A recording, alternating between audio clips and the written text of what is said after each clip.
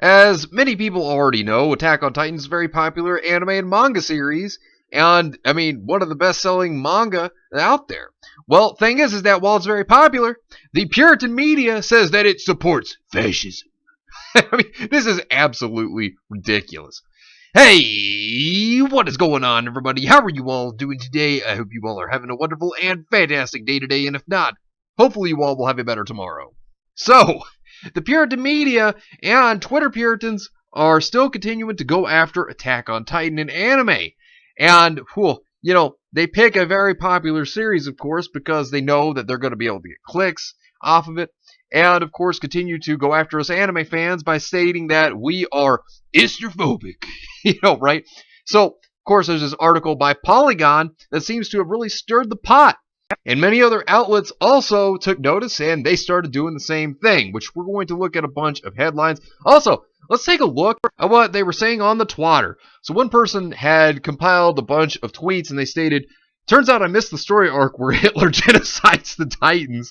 And then here were a bunch of Puritans going "Ree!" over the series, stating things like, "Yahtzee propaganda. If you like Attack on Titan, I reserve the right to take a baseball bat to your face." Like, this is ridiculous, but you'll see this a lot where they threaten violence over stuff like this. It's so dumb. Another one, "German nationalism mixed with fascist undertones." Trying to label it as one of the worst things that they've ever seen. It's ridiculous. Dumb, trashy fun until Erwin's death, then boom, anti-Semitism, misogyny, homophobia, the whole package. I'd like to email Izayama, please don't ever write or think of ideas. Also, he sucks at drawing people. They'll take any jab they can at the creator, at fans. I mean, this is nothing new. We see it all the time. AOT, this shit is fascist propaganda, and people still act like it's not a problem, lol. I mean, it's absolutely ridiculous, and this is what you see, and these people aren't even fans. They don't care about anime, but that's not all, because there were a bunch of headlines out there, like this one from Sci-Fi Wire Fangirls, "The troubling relationship between anime and fascism." Ridiculous. Another one from Anime Feminist, "My fave is problematic. Attack on Titan." Oh god, problematic. Oh, I hate that word so much. I really hate that word. Then, of course, here at Pop Matters, Yahtzeeism repackaged. A closer look at the fascist subtext of Attack on Titan. See, they say all of this, but guarantee you they've never watched anime, they're not even anime fans, and they just come up with whatever they can to get clickbait. And of course, make fun of us anime fans all the time. That's what they do in all these articles. They're all very similar. Another one right here. "Why Attack on Titan is the alt-right's favorite manga. White supremacists have found inspiration in the ultraviolet, ultra-popular saga." Just remember, they're not turning into Titans anymore. They're turning into alt-right Yahtzees, apparently, from the Puritan media, what they're stating. It's ridiculous. So, of course, taking a look at this article from Polygon, want to look a little bit at it. But recent events within the manga have given readers pause. In particular, the major twist of the series, as well as what's been occurring since then, has drawn some uncomfortable parallels to global anti-Semitism, far-right Japanese politics, and Izayama's own personal politics. What? Are you joking? Like, what? This is ridiculous. Editor's note: this article contains spoilers for both Attack on Titan manga and anime. It contains descriptions of anti-Semitic imagery and Holocaust and war crimes. What? Wait, what? Oh, God. This is insane. So, taking a look at this part of the article right here, which gets extremely ridiculous. So this is what they state. "But as with any long-running manga, the closer you get to its endgame, the easier it is to see what the message of the series really is. And the message of Attack on Titan appears to have anti-Semitic and pro-fascist leanings." What? How do you take that away from this series? Like, how do you get that? Oh, man. But the way that they're trying to spin it is that, it's popular, but it doesn't deserve it because it's fascist. This is so dumb. And this is what they always do. They always try to spin it that way. And this is why they choose popular series because, they know people really enjoy it. Because, you look at it, It's in the top 20 best-selling manga of all time. I mean, that's a big achievement in itself.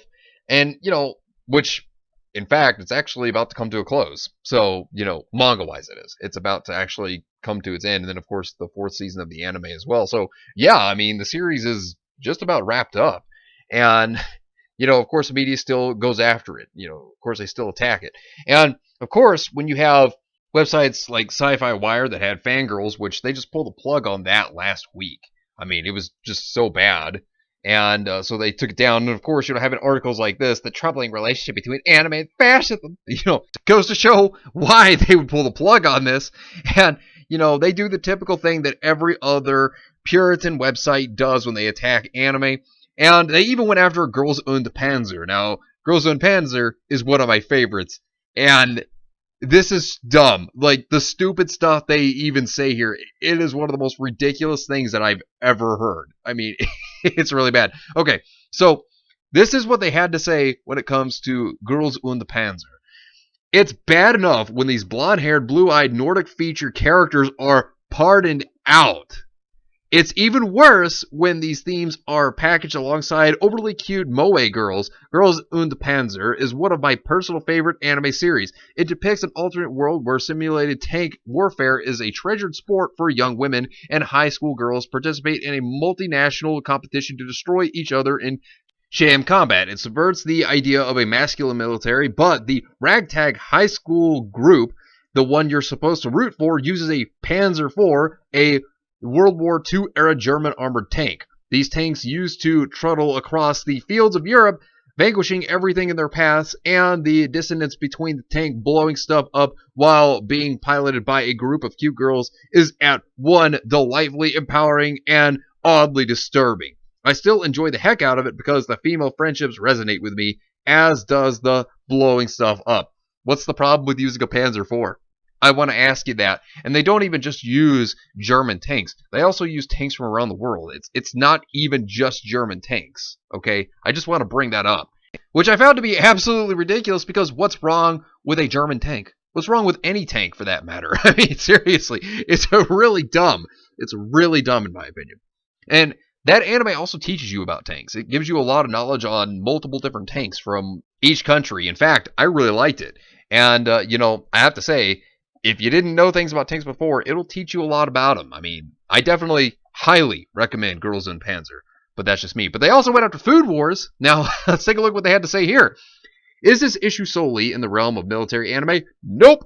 The culinary competition anime Food Wars has a storyline featuring an elitist group of chefs who fear contamination of the cooking world by others who don't ascribe to traditional techniques. Their agenda involves teaching all aspiring cooks to make the exact same thing the exact same way. Wait, they've made totally different dishes on their own, though. They don't always do that. What? That's not true at all.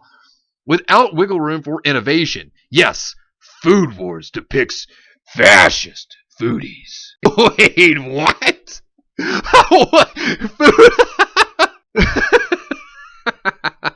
Stating that Food Wars. Food is fascist, apparently. Like, what? You can definitely tell that they are not anime fans, but hey, they're going to figure out some way to take something out of context, and then they're going to attack it. This is what they do. They don't really watch anime, and they come up with whatever stupid excuse they can to attack it in whatever way that they can possibly figure out. It's really dumb. And I was surprised to see this, by the way. So, CBR actually defended Attack on Titan. Attack on Titan's criticism of fascism and racism is far from subtle. Attack on Titan has been accused of containing racist and fascist subtext, but these criticisms couldn't be further from the truth. Taking a look at the article here, in recent years, Attack on Titan has faced accusations of being anti-Semitic due to narrative parallels with Nazism and the Holocaust, and of containing disturbing fascist subtext, stemming from Izayama basing one of his characters, Dot Pixis, on General Akiyama of the Japanese Imperial Army. However, simply portraying these issues is not condoning fascist ideology. Attack on Titan's overall message is decidedly anti-fascist and anti-racist, and it's far from subtle once one goes deeper into the story. The similarities between Yazidism and Attack on Titan is very clear. However, it doesn't glorify the fascist government it portrays, but rather breaks it apart and exposes its flaws. In later developments in the series, the main characters find out that Titans that roam outside are not in fact monsters, but, spoiler alert, former humans who were transformed into Titans against their will, who are now mindless, walks the earth in an endless nightmare. See, I'm actually surprised to see the CBR actually stood in defense of Attack on Titan. Now, that was actually something that surprised me, considering how many times CBRs attacked anime and anime fans. That one was definitely a shock, definitely a surprise. But, of course, they'll go back to doing what they usually do. So, don't expect to trust the NPC media, because you can't. Here's what Attack on Titan would look like if it was pro-fascist and anti-Semitic. And this was actually Collider that was defending Attack on Titan. So what they had to say here was, I was rather surprised to tune into the latest episode of Attack on Titan anime series and find out that not only were we getting an origin story that took a trip back in time before Eren Yeager's birth, but that the story would be an allegory for a country's segregation of citizens seen as inferior or vermin, specifically representing certain people in Nazi Germany during World War II. Unexpected to say the least. What I should have expected, however, was that the internet would respond in a knee-jerk reaction without taking the time to sit and think about what they just saw, and I also should have expected a notable outlet to take advantage of said outrage by fanning the flames of the freak out over animated pseudo-fascism. This is 2019 after all, so this is an older article. But as you can see with this statement right here, in a heavily circulated Polygon article, so you see, Polygon, like I said, they stirred the pot, it seems, and then multiple other outlets started to do the same. And that's what really started the Attack on Titan beat up here. And it's really just bad, because that's where the dogpiling was coming from. It's absolutely ridiculous, because Attack on Titan is none of the things that Polygon or any of these other NPC media sites were trying to say that it is. Attack on Titan is not fascist. It's absolutely ridiculous. And just keep in mind when they complain about stuff like this, remember, these people, they don't care about anime. They're not anime fans. They don't watch it. They just come up with whatever they can for clickbait to attack anime fans. That's what they always do. They try to do this because anime's popular. It's the big thing. And they're going to try to do whatever they can to bring it down, to try to get it censored or to get it banned. They'll try to do whatever they can to try to save their dying websites, because nobody takes the NPC media seriously at all, because they're nothing but a joke. But anyways, let me know what you think about this entire situation down below. Subscribe to the channel if you were new here, and make sure you were still subscribed, because YouTube is unsubscribing people from all their favorite channels. So make sure you were still subscribed to all your favorite channels. Hit the video with a like, and also be sure to share the video on social media. Spread the word and get it out there. That's greatly appreciated, and it really helps out the channel a lot. Also, be sure to follow me on Discord. We have a wonderful community there. Not only that, but it will keep you up to date on when the newest videos will be released, as well as any other upcoming events in the near future. So be sure to follow me on Discord. The link is in the description down below. But anyways, I hope you all have yourselves a wonderful and fantastic day today. And remember, if today was not a good day, tomorrow could always be better. Take care of yourselves and everyone around you, and have yourselves a good one out there, everybody.